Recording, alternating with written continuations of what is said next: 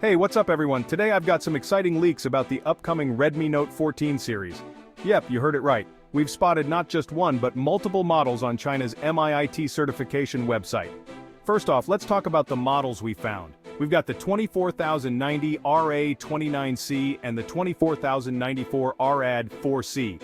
These babies are packing some serious tech, folks. According to the listing, they support NR-NSA, NRSA, TD-LTE and LTE-FDD connectivity standards, plus they come with EMB 5G for greater bandwidth and lower latency. And let's not forget dual SIM, dual standby, and 5G cross-network roaming functionality. That's a mouthful, but it means these phones are ready to handle anything you throw at them. Now I suspect the 24090 RA29C is the vanilla Redmi Note 14. Why? Well, we've already seen this model on the 3C website, and guess what? It's rumored to feature 45W charging.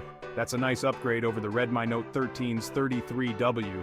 Faster charging means less time tethered to a wall and more time enjoying your device. Let's shift gears to the 24094 RAD 4C, which could be the Redmi Note 14 Pro.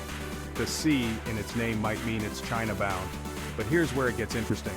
We also spotted a model with the name 24094 RAD 4Y on India's BIS. So, looks like this one's heading to India too, and there's more. From the BIS listing, we found another model, the 2409 FPCC4i. I believe this could be a POCO rebrand of the Redmi Note 14 Pro. Remember how the last-gen Redmi Note 13 Pro and POCO X65G shared a lot of similarities? Looks like Xiaomi is continuing that trend.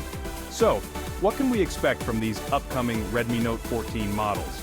With the upgraded charging speeds, 5G support, and the possibility of a POCO rebrand, it seems like Xiaomi is gearing up to offer some seriously robust devices. And let's be real, folks, they've been killing it in the mid-range segment.